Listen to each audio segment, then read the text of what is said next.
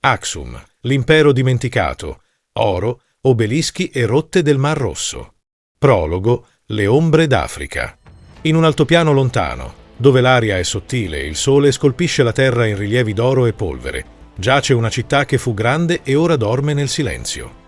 Il suo nome è Aksum, e un tempo quel nome bastava per aprire i porti e fermare le guerre. Oggi è un luogo di pietra e vento, ma per secoli fu il cuore pulsante dell'Africa antica.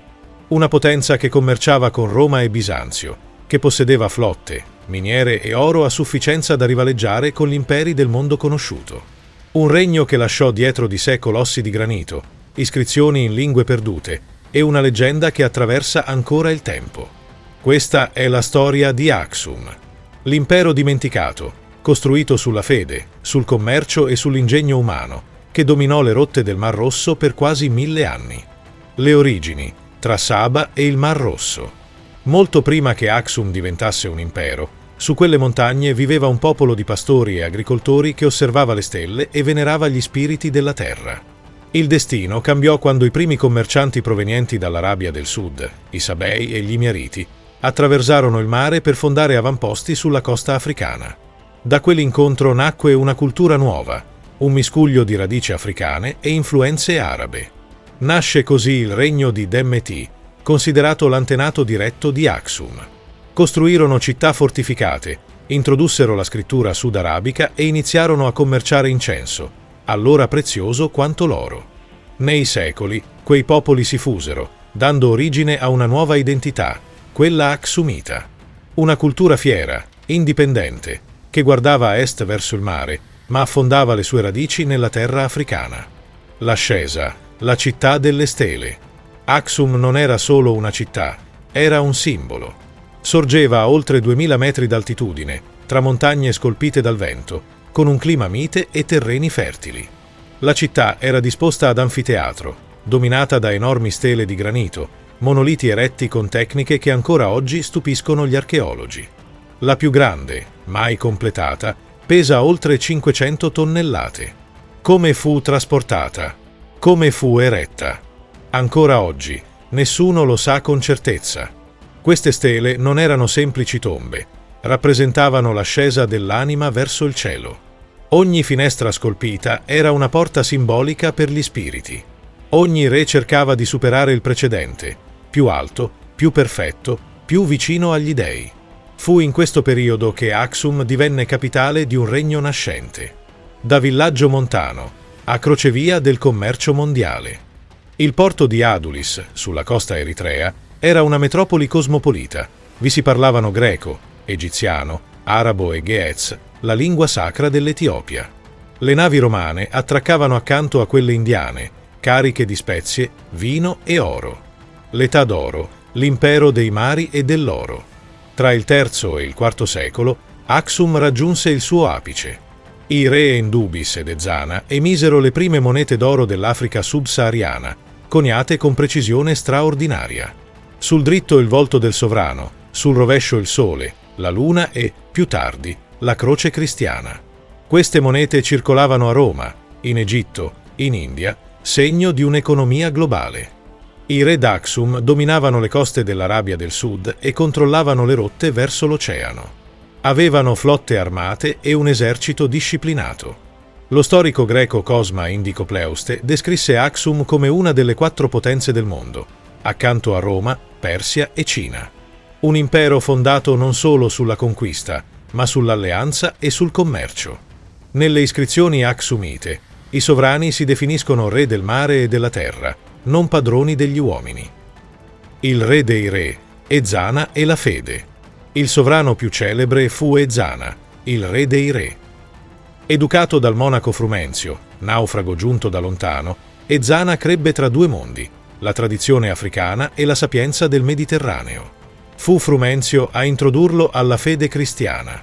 Quando Ezana si convertì, l'intero impero lo seguì. Intorno al 330 d.C., Aksum divenne il primo grande impero cristiano d'Africa. Ezana fece costruire chiese, incise la croce sulle monete e proclamò la pace tra i popoli del regno. Nelle sue iscrizioni, scritte in greco e in ge'ez, si legge: Ho regnato con la grazia del cielo e ho portato la pace sulle terre che il Signore mi ha donato. Da quel giorno, Aksum divenne non solo un impero commerciale, ma un faro di fede. La vita nell'impero, tra fede e commercio. Ma com'era vivere ad Aksum? Le cronache parlano di città ordinate, mercati vivaci e strade che scendevano dalle montagne al mare. Gli artigiani forgiavano oro, avorio e bronzo. Le donne gestivano la vita familiare e i templi. I contadini coltivavano cotone, cereali e viti. L'esercito era composto da diverse etnie, arcieri nubiani, fanterie tigrine, cavalleria leggera.